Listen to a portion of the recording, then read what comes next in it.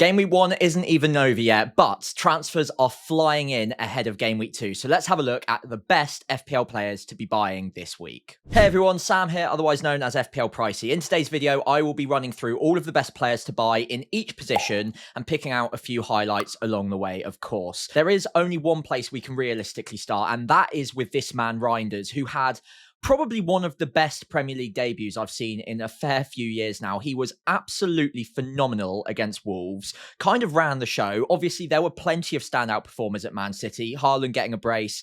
Aït-Nouri played very well as well. Even Oscar Bob down the right-hand side was very, very exciting at times. But Reijnders really kind of stole the show. 1 goal, 1 assist, no bonus points, which some people thought was maybe a little bit controversial, but he did get a yellow card. He did pick up a fair few fouls and was caught offside, which brings him down in the BPS system a little bit. So considering that 4 of their players got a clean sheet, 1 of those 4 also got an assist. Haaland got a couple of goals as well. With all of the other things taken into account, Reijnders sneaking out of the bonus at the last minute wasn't massively surprising. But what a debut it was. And 10 points in game week 1 is going to tempt a lot of managers, including myself, to go there straight away. Now, I'm recording this on Sunday evening at the end of all of the matches. But by the time that you're watching this and by the time I actually release it, I imagine he's had his first price rise. So I apologize if I've got that wrong, but it looks very likely that he's going to be 5.6 in the morning, which automatically kind of prices me out of going from Elliot Anderson to Reijnders. Now, a lot of you out there will be considering not just that move, but also plenty of other ways to get in Reijnders straight away. And I can completely understand that. I think if you can do it in 1 move and you've got no other problems in your team and you don't have any booked in transfers, I understand the logic. What I would say is so far, we've only seen 1 version of Man City, 1 version of the system they're going to play, and they've still got players to come back in, like Phil Foden, for instance. Reijnders looks like a fantastic pick, and actually, considering the price point at 5.6 million or 5.5, depending on whether he rises or not, he's going to be great value. Even if he isn't playing in as advanced a role as he was yesterday against Wolves, he's still going to be good value. He's still going to tick along. But don't go expecting 1 goal, 1 assist or 2 attacking returns from every single game week. That would be unrealistic. He is looking like a bit like an old school Gundogan box crasher kind of role, 8, maybe /10 in terms of the positions he's taking up. But Man City do have different shapes, do have different systems. So there will be different versions of the way Pep lines up, which means that Reijnders might play a little bit further back and not quite as close to goal. That being said, I still think he'll kind of run the show. And at that price point, it's very, very tempting. The next 4 game weeks, Spurs looked a lot more solid defensively than we're used to seeing them. And even in the Super Cup as well against PSG, looked capable of keeping clean sheets. So I don't think Man City are going to have it all their own way against Spurs. Brighton away, you'd expect a few goals, but Brighton aren't a terrible defence. Man United looked a lot better against Arsenal in game week 1 than they have done last season. And then Arsenal in game week 5. It's not the easiest run you could imagine for Man City and Reijnders. You'd argue the first 3, Man City are one of the best teams in the league. I think they'll score a couple of goals in most of those. But is he absolutely essential to be ripping up your side to get to him straight away by selling players who are much more expensive, like Wirtz, like Palmer, like Saka? No, I don't think he is. But if you've got a player around this sort of price point that you can hop across to in 1 move, I wouldn't be putting anyone off of it. I'm personally probably going to wait and see. I've still got NDI playing on Monday night. Worst case scenario, if he's terrible tomorrow against Leeds or today at time of recording, then maybe I can just move across to Reijnders. But I think generally speaking, patience is a virtue in FPL. Transfers are precious. And I have no doubt that this guy is going to be incredible value for money. He's also going to be incredible value for money if he rises to 5.6, 5.7, 5.8, if he's as good as we're currently assuming. So do you need to rip up your side and rush to get him straight away just to catch the price rises? Probably not. Unless you're going to get priced out and you are absolutely certain you need to do it straight away. But to be fair, by the time you're watching this, he's already going to be 5.6. So you're not going to be able to hop across from a 5.5 unless you've saved the money in the bank. Long story short, great player, looks like a very, very interesting pickup. But do you need to break apart your side to get him straight away? I would argue patience is probably worth it. And the players you've got from game week 1 haven't turned into rubbish picks overnight. So maybe just wait a week if you want to, or if you want to go now, that is absolutely fine. I wouldn't put you off of it. Right, so after talking about Reijnders, I wanted to bring in the top 10 midfielders in terms of the expected points ahead of Game Week 2, because that will form our opinion of the best players to buy. No surprises who comes out in the top few spots. It is going to be those premium assets. Saka coming out marginally ahead of Palmer and Salah. Now, what is interesting here is that Saka and Palmer both blanked in Game Week 1.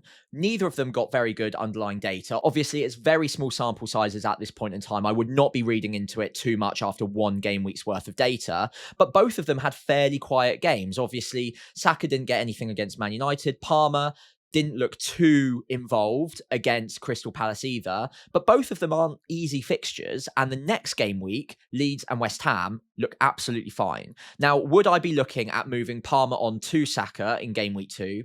Absolutely not. Palmer's also got a great fixture against West Ham. West Ham looks shaky at the back against Sunderland, and I do think Chelsea are a side that will be able to create plenty of chances, not only for Palmer, but also for players like João Pedro as well. So would I lose faith in him after one game week? Absolutely not. Would he be on maybe slightly thin ice considering the price point? Yes, I think that's fair to say that you need to be maybe less patient with the players that are taking up more budget in your side if they're consistently not performing and not hitting the underlying XGI numbers that we'd want from them. 0.24 in game week 1 is not positive, but it's still only one game week, and Palmer was a good long-term pick considering the fixtures. West Ham's going to be another opportunity for him to set the record straight. The same goes for Saka as well, but I wouldn't be switching from one to the other in game week 2. If you're on a free hit, Saka looks like a great pickup, but I wouldn't be buying him just for that one fixture, considering the three that follow: Liverpool, Nottingham Forest, and Man City. Moving down, Salah, no surprises there. Two tougher fixtures, but he is Mo Salah. Got the game week 1 goal out of the way, and we know what to expect from him, so I wouldn't be selling him no matter what. And of course, even against Newcastle, he's going to be a decent captaincy option. Fernandes is an interesting one, because at 9 million, maybe you don't need to have as much patience in him as you would some of the cheaper options, like I mentioned with Palmer and Saka. Because you are spending more money on him, you kind of do expect a little bit more from him. Blanked, obviously, against Arsenal, was very close to DEFCON. He might get altered overnight, and he might end up on 4, but I think he hit 11, so he'll probably end up on 2 points for this game week. But it is worth noting that Arsenal was the most difficult of the first 3 fixtures, and he didn't look too bad in it. I think people will obviously be talking about Bruno a lot over the next game week, but from what I saw, he was still fairly involved. He didn't have the best game by his standards, but he still picked up nearly 0.5 XGI in the 90 minutes. And now he goes up against Fulham and Burnley. Burnley in particular is a cracking fixture, possibly even a captainable fixture. So I would not be getting rid of Bruno, and is arguably still a pretty decent pickup ahead of game week 2.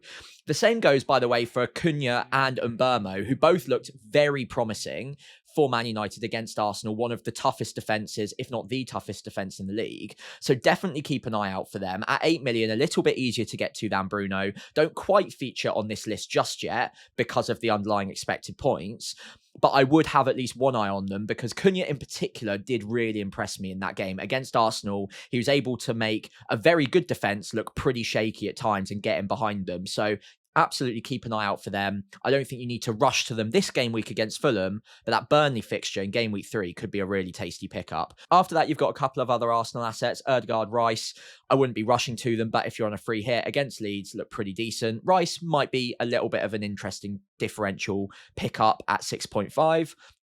And then we get to the slightly more interesting picks of Marmoush and Wirtz. Both expensive, both a bit disappointing for different reasons in game week 1. Marmoush getting benched was not ideal. I think it was slightly system-based on the benching there, rather than he's going to just consistently get benched. But as long as Rodri's out, they might play with this same system. And then Marmoush, because he doesn't really create the width as much, he might be the player to get sacrificed. So I would be very nervous on Marmoush. I'd probably give him one more game week just in case, because that Spurs game's not bad, and I don't want to be knee-jerking too quick. But I would be very concerned, and he's definitely on thin ice ahead of game week 2. Wirtz, maybe slightly similar, a little bit disappointing, but the underlying XG wasn't terrible. Newcastle and Arsenal means that I probably wouldn't be buying him right now, but if you already have him, I would probably hold on to him for a little bit longer. You've got Burnley and Everton in the next 4 game weeks. Liverpool are going to score goals. Even in the next 2 fixtures, you'd imagine goals will come. And although he didn't get any goal share in game week 1, he's still heavily involved and he is going to continue to be heavily involved. So I wouldn't lose faith in him just yet. Finally, we'll have a look at the Bournemouth players. Semenyo in particular was very promising. Obviously got 2 goals against Liverpool, looked very good throughout. And that's back-to-back braces now in the league for him after scoring twice in game week 38 as well, for whatever that's worth. Now moving in to much better fixtures too. So Wolves at home, who just conceded 4 to Man City. Spurs, Brighton, Newcastle after that. None of them are amazing fixtures, but certainly not terrible fixtures you'd be afraid of. So Semenyo at 7 million, if you were looking at moving quickly away from a Marmoush, for instance, Semenyo could be a really interesting pickup. We know his shot volume is very high, great underlying numbers from the first game week, and will be heavily involved yet again in the next 4 to come. Kluivert makes a list, but only because he's on penalties, and if he is fit to play, he will be a good pickup, but I would absolutely not be going there until we know for sure that he's going to be back in that Bournemouth 11. Lastly, before we move on to midfielders that didn't make the list here, but could be interesting ones to talk about very briefly, that would be Jorginho Rutter and Anthony Gordon. Both midfielders in FPL, but both played out of position for their respective clubs. I think Rutter will have competition from Welbeck eventually, and obviously the minutes don't look perfect. Gordon, until Newcastle sign a striker, I think he's going to be the number 9 for them. And I also expect him to have penalties as long as Isak isn't back in the fold. And that doesn't look likely to happen either. So until they sign a striker as well, Gordon seems like an interesting pickup. Maybe not for this game week because the fixtures still aren't great, but one more game week and Newcastle's fixtures do look a little bit better. Rutter at 6 million, got the assist, obviously didn't take the penalty, which I think a few people were hoping that he might without Welbeck on the pitch. I think if you've got Rutter, you hold on to him for now. I know it would be tempting to go straight to Reijnders. I understand that. And if you want to hit that button immediately, absolutely fair. But I still think there's enough to like about Rutter. And I think the minutes are going to be okay. Obviously not perfect though, and because he didn't take the penalty, I would understand why people might get a little bit jittery on him, even though, of course, he picked up the assist in game week 1. Right, so I wanted to use this opportunity to link up the midfield section to the forward section by talking about 2 Spurs assets across those 2 positions. So Kudus and Richarlison both got 2 returns each in the first game week against Burnley and looked electric, to be fair. Kudus setting up Richarlison twice. That overhead kick from Richarlison in particular was absolutely incredible. Both look like players that are going to be a lot of fun to own at times this season. I will say, though, I wouldn't be buying either of them now. If you've got them, you're happy, especially with Kudus. Richarlison's minutes will be shaky, but he's performed well enough now across 2 matches, obviously the Super Cup included there, that Solanke's going to have to work hard to get his starting place back. And because he started the season with a little bit of an injury, Richarlison, there's no real need to be benching him all of a sudden for Thomas Frank, and it would be quite harsh to do so. So I think it's Richarlison's place to lose for a little while, but I also wouldn't be picking Richarlison because Solanke is equally going to steal minutes off of him. He's never going to really get 90 minutes. Richarlison has had his injury doubts, obviously, in the past as well. So it makes him a pretty tough pick. Also, the obvious elephant in the room here is that they've got Man City next up. So I wouldn't be piling into Spurs assets in particular for that fixture. What it does give us is a great opportunity to see what sort of minutes Richarlison gets, whether or not he's going to be slightly better on the expected minutes than we currently foresee. And with Kudus, how wide is he playing? Is he getting involved in the final third? Is he getting into central areas? And are they going to just use him as a bit of an outlet on the far right? Or is he going to cut inside? Is he going to get shots away? Because he was amazing on debut or Premier League debut for Spurs and has looked very impressive in the pre-season friendlies and in the Super Cup. But the one maybe slight critique I'd have as an FPL pick is he is still playing quite wide. And I feel like he's going to be more focused on the assist threat than the goal threat. And as a midfielder at 6.5 million, assist threat might be absolutely fine. But if you've got no goal threat, it does slightly damage your FPL prospects. You do want the goal threat. 5 points for the goal is obviously more effective than picking up some assists. So Kudus looks promising. I would like to see him get into more central areas, but at 6.5 million, even if he's just picking up assists pretty much every other game week, that's probably fine.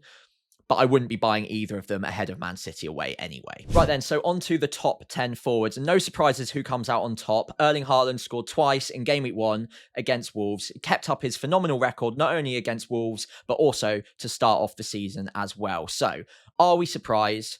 Absolutely not. We know Haaland is a phenomenal player. We know Man City can score several goals against pretty much any Premier League side. So we're absolutely not shocked to see that happening. But should we expect that every single game week? I would argue no. If he scores 76 goals this season, then fair enough, hands up, he is by far the best FPL pick in the game. But would I be ripping up my side straight away to get to him if I didn't have him already? Probably not. We know that he's this good, but it's also what you can do with that money elsewhere. If you've got him, you're laughing, because managers like me and managers out there, in fact, 75% of the game, are going to struggle to get there without using a wild card, without using, well, a hit at minimum in this game week, or having to wait another week or two so that they can do it in free transfers. So congratulations if you went there. He looks in sensational form and he's undoubtedly going to keep scoring goals, but he does need to keep going at a fairly high rate for people to need to rip up their teams to get him. I think this week in particular, there's a real focus on Haaland because none of the other premium assets really did that much outside of Salah. And we know that Salah can do that, gets a last minute goal, gets 8 points, fine. But Saka didn't return, Palmer didn't return, Bruno, Watkins, pretty much any of the major forwards barring like Chris Wood haven't really returned this week.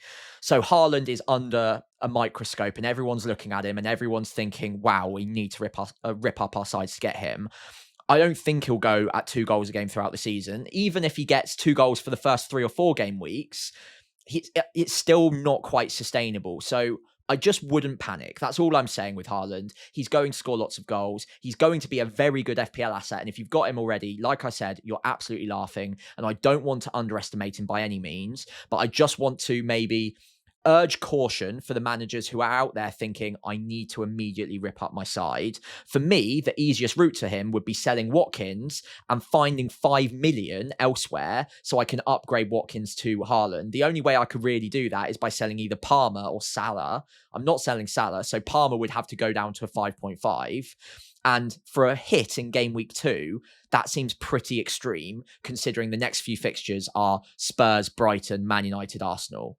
So looks fantastic. I just wouldn't be ripping up my side to get there. If he keeps going at this rate, then there's always the wild card at worst case scenario. But begrudgingly, I would say patience at this time. Moving down, Gyökeres and Watkins both had very quiet game week 1s. Watkins was on the pitch for the 90, but just didn't really get many chances on goal. There was one half chance he kind of slashed out a little bit. Gyökeres didn't really get anything, but it was against a Man United side that looked greatly improved. And I don't think anyone realistically expected Gyökeres to get 90 minutes in game week 1. He has a shortened pre-season. Havertz is obviously an option as well. So I think it was always likely that he got brought off early. And it is going to take time to acclimatise to the league and to Arsenal's system. So is he washed? Is he going to be a bad FPL asset? No, I would not be getting rid of him ahead of game week 2. I probably equally might not be buying him at this point until I've seen a little bit more. It wouldn't be shocking if Havertz started in game week 2 ahead of him against Leeds. But it equally wouldn't be shocking to me if Gyökeres did start, got a couple of goals against Leeds, and everyone's raving about him all of a sudden. So again, I just urge a little bit of patience, a little bit of caution on that one, and he will probably come good. He still looks like a great striker. Obviously not an ideal debut though. Moving down, we've got some more interesting options. So we've got Ekitike at 8.5 million. Very good debut for Liverpool. In fact, well, I suppose 2 debuts. The Community Shield, he looked very good, and now the Premier League as well. The next 2 fixtures probably mean that I wouldn't be buying him straight away, Newcastle and Arsenal. But come game week 4, this is a major reason why I went with both Bruno and Watkins to begin with. I can then decide whether it's Wirtz I want to go to from Bruno or maybe Ekitike from Watkins. Now, the reason I would be urging caution on Ekitike is the Isak rumours are just not going anywhere at the moment. So if he signs, Ekitike's minutes will take a nosedive. But if for whatever reason that transfer doesn't go through, Ekitike looks like he's going to be getting very good minutes in that centre-forward role. And if he does, the data's incredible. He's being supplied by some of the best creators in the world, let alone the league.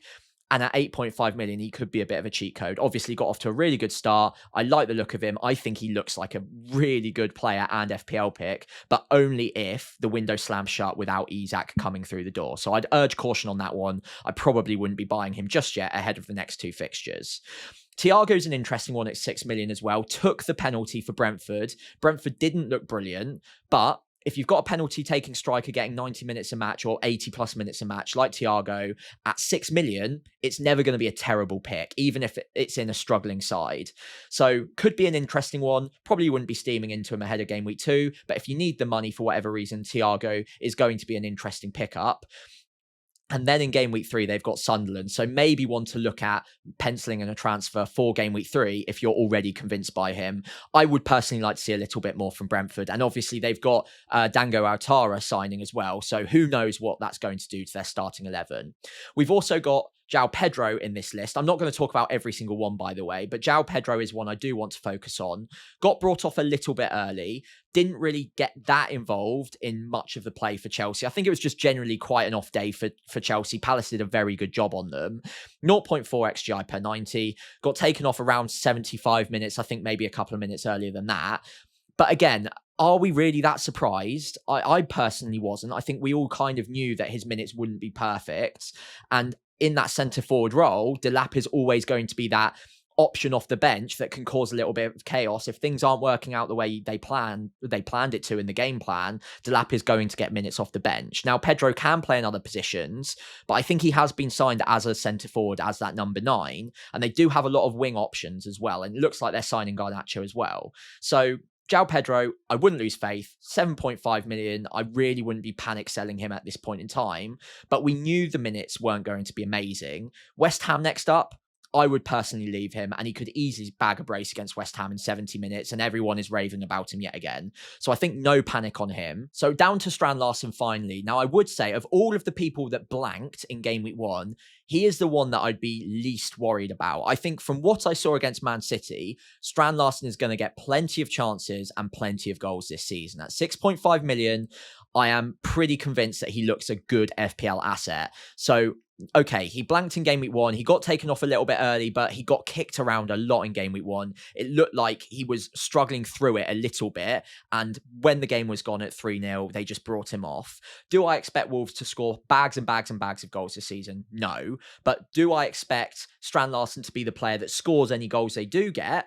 Yes, I expect him to be heavily involved. He looks like a real focal point in that attack. He's still got plenty of shots away against Man City and created quite a lot of chaos, quite a lot of havoc. And at times, despite the scoreline, especially in the first half, Wolves looked like they carried a fair bit of attacking threat moving forwards on the break especially. So with Bournemouth next up, followed by Everton and Leeds in the next 4 as well, at 6.5 million, I really wouldn't be panicking. In fact, I'd almost go as far as to say that he's one of the players I was more impressed with in game week 1, and I would maybe have him on my watch list ahead of the following few game weeks. Now, before we wrap up this section, there is one other player to talk about that isn't quite on the top 10 here, but Chris Wood definitely deserves a mention as a player to buy. 7.5 million, scored 2 goals, and looked heavily involved yet again for Nottingham Forest. So are we going to get another season where plenty of us ignore Chris Wood because his expected minutes aren't perfect, because he only gets a couple of shots a game? It could well be another one of those seasons. What I would say is Palace looked like a good defence in game week 1, so I wouldn't be surprised if Nottingham Forest struggled a little bit to score in game week 2. So even though the move from maybe a João Pedro or a Mateta might be tempting because of the goals that Chris Wood scored, he did get brought off a little bit early. They are signing attacking options as well at the moment. And Nottingham Forest, by game week 5, are going to have Europe to contest with as well. So are his minutes going to be even more in doubt at that point in time? Possibly. So obviously looks like a good pickup at time of recording. He scored 2 goals in game week 1. Started off very well, like he did last season. So I wouldn't want to put anyone off.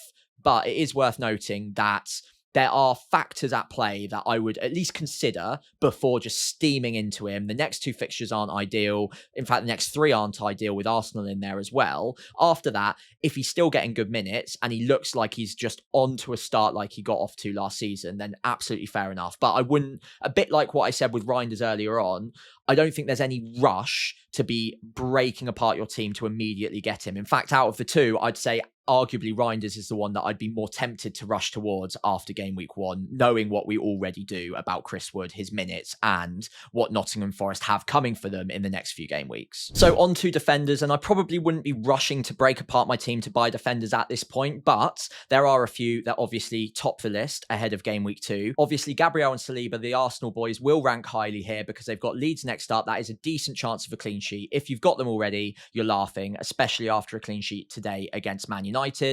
And after that, Liverpool, Nottingham Forest, Man City, that's when it gets a little bit tougher. So I probably wouldn't be buying them at this point unless you're on a free hit.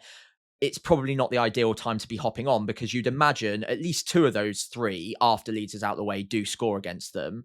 So I think over the season, there'll be amazing picks and players to definitely be focusing on.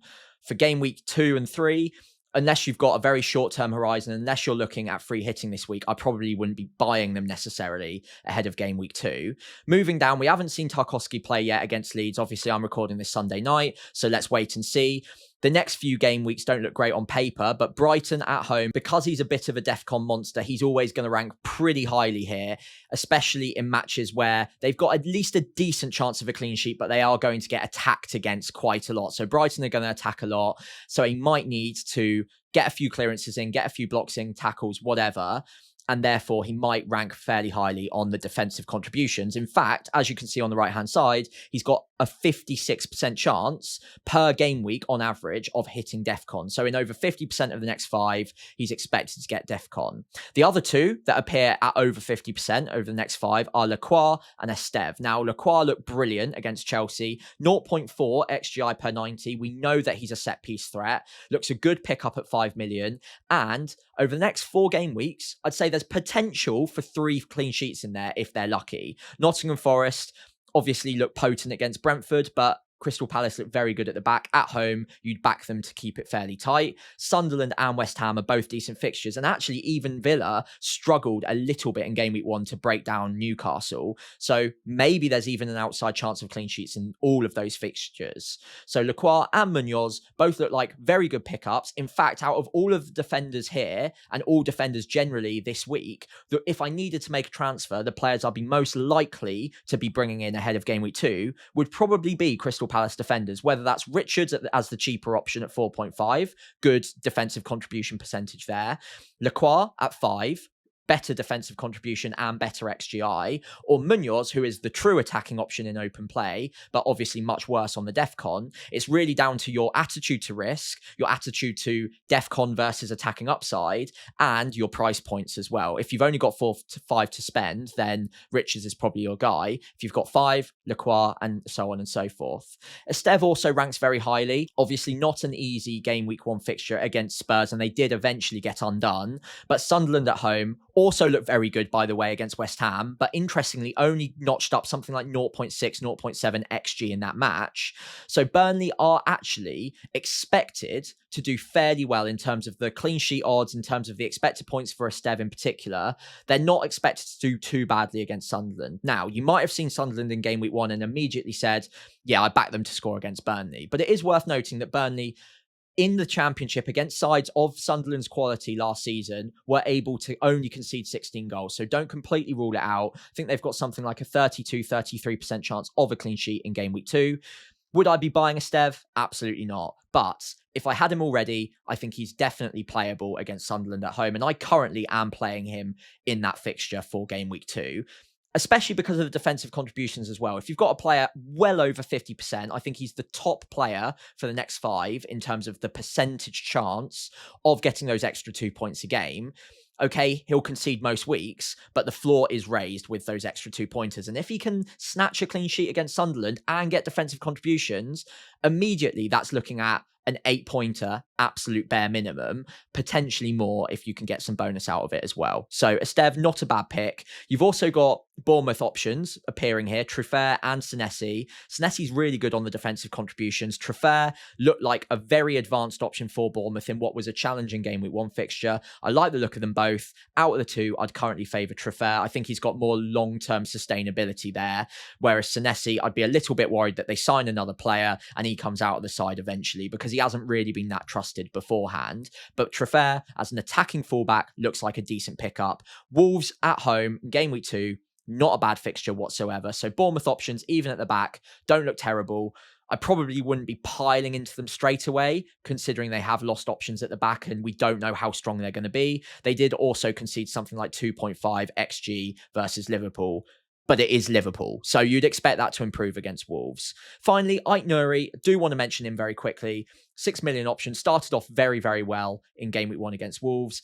It is worth noting he was playing a little bit more withdrawn in game week 1 than we'd probably expect Ait-Nouri to be playing.